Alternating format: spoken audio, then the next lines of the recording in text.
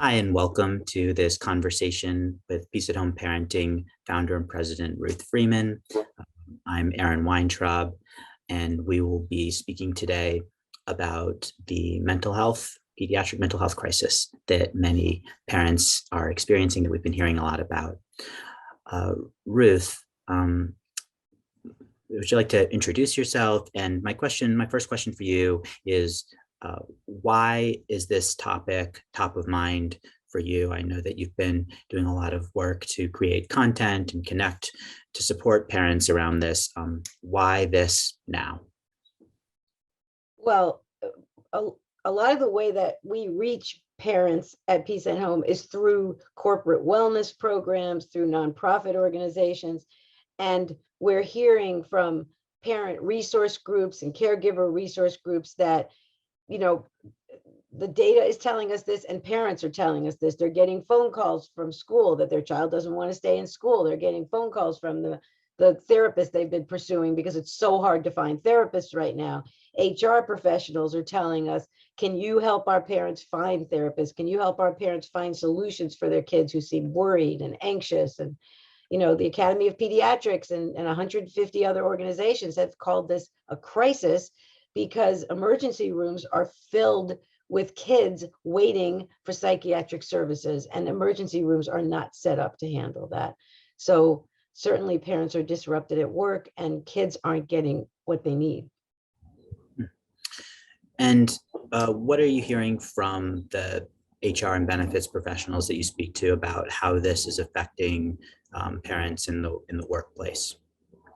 Well, parents are just worried and distracted. And we have data that, over half of parents are getting phone calls once a month at work that they have to navigate related to their child's emotional well-being. And HR professionals are looking for resources for parents, and some of them want to start parent resource groups. They know that when parents come together, they feel less isolated, they feel less worried. And we often will work with them to create small groups to let's talk about anxious kids. How can we help anxious kids? Professionals have very clear day-to-day tools to offer parents that make a big difference. For example, sometimes parents, out of real love, let their kids wash their hands 7 times before they leave the house, or they tell them they don't have to go to that birthday party if they feel worried about being with too many kids, or they walk on another street so they don't have to walk past the dog they feel afraid of. But in fact, as you know, Aaron, since you work with kids who have special social emotional needs, reinforcing those symptoms actually makes them worse. And it feels like we're giving our kids relief, but in fact, we are reinforcing those symptoms, right? I mean, you have that experience with parents. Right, for sure. Right. Well, so on a really practical level, if a parent who's listening to this has some concerns about their child, and knowing that all of us have been affected by the pandemic and current events and just an accumulation of factors, but they're wondering whether their child may need some extra support. What are some yellow flags, warning signs, and red flags, high alert signs that they should be aware of to help them make that decision?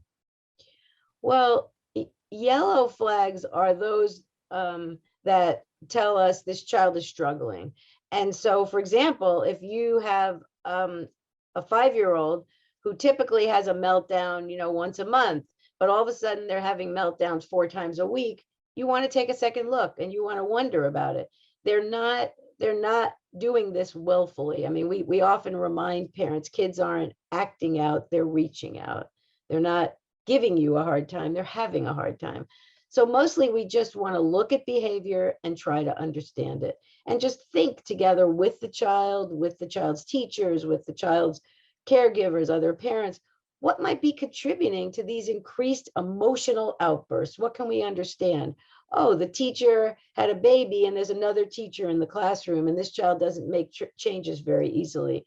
Or the child is having difficulty with peers at school right now. There's some kind of conflict going on. Or grandma is sick and that child's worried about it, but they just show it through behavior.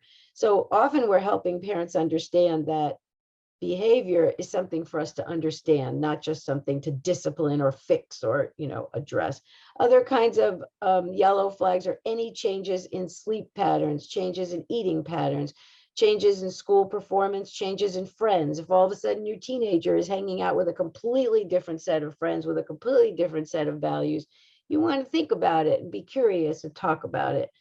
When they say raising kids, we need a village to raise kids, it really means you do really have to reach out to a team of people to think, talk with the teacher, talk with the pediatrician, and think together about what's happening and listen to your kid. Be curious all the time. That's really helpful. And how about those are some great yellow flags, which indicate time to start gathering support. How about red flags, which means get help now? What would you look for there? Well, red flags are anytime a child is drawing pictures about harming themselves or harming others, if they're talking about harming themselves, if they're scratching themselves or cutting themselves, certainly, or even just thinking and talking about self-harm, or talking about death a lot, although that certainly is in the environment around them. So we have to think about that. And other red flags are if you can't understand a child, or if a child can't understand you, their thinking has been affected, you want to quickly call 211. And in some states, they will literally send out a mental health professional. This is one of the best things you can do. It's much better than walking into a hospital emergency room, but that isn't the case in all states. But 211 will help you get to resources. But if your child is out of control and you don't feel safe, then you need to call 911 and get safe help immediately. Thank you. Now, for those parents and for other parents who are concerned and want to support their child, what are some things that they may already be doing at home and on their own that are protective factors or helping their child? This is one of the ways that Peace at Home parenting makes a big difference, because parents are feeling so overwhelmed and so confused about what kids need right now.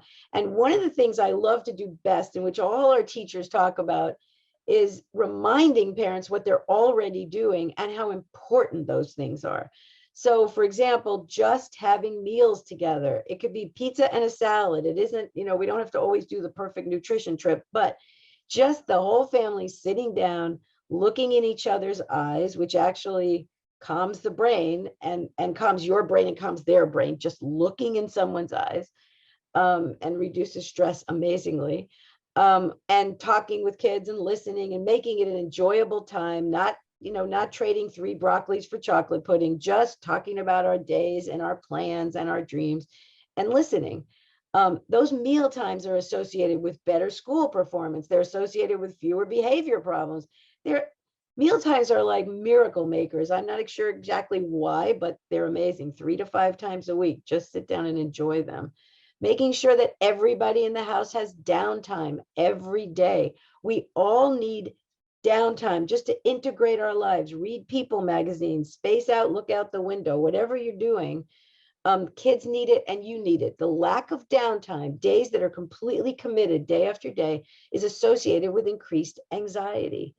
And parents that know how to listen to feelings, just acknowledging an emotion. Wow, you're really mad at your teacher. Your kid comes home, they throw their book bag down the table. I hate my math teacher. The parent knows they didn't study for the quiz today, but instead of launching into advice, the parent says, wow, you're looking really frustrated with your math teacher. That is a part of attachment. When kids feel seen and soothed by that relationship, we say attachment is seen, safe, soothed, and secure. When that parent can just respond with, I see you, your feelings are okay with me, that's really soothing. You're doing so much just with that reflection. And there's so many things parents already do. And when they recognize how powerful they are, they use them more often and they feel more calm and confident in their parenting. So it sounds like that parent-child relationship is a powerful mental health intervention. Absolutely. And so if somebody is just hearing your message on here for the first time, Ruth, and isn't familiar with your work and Peace at Home, how would they get this support through their workplace or bring it to, what would you say about, if you could say something about Peace at Home in a nutshell? I think if you are a working parent and you're feeling some disruption at home, you're having trouble focusing, I've heard from so many mothers, this happened this week a few times. Mothers have told me, I love my job, it's my happy place, but I feel like I may have to leave because I don't know what to do about my kid who's refusing to go to school every morning. I feel like I have to be home, and that isn't actually the case. That's not what's going to solve the school refusal problem. So, if you're feeling like there are these difficulties and you don't know what to do, I strongly recommend that you talk to your HR department, tell them about Peace at Home parenting and solutions, and tell them to email us. They can email us at solutions@peaceathomeparenting.com. Professionals can reach us at clients@peaceathomeparenting.com. And we will quickly get back to folks and help them think about how we can partner together to help parents get back to joy in their families and productivity at home. Well, thank you, Ruth. And thank you for taking the time to talk today about what is a very important issue and at the top of a lot of people's minds, a lot of companies' minds. So thank you for being here and look forward to continuing the conversation. Yes, thanks a lot, Erin.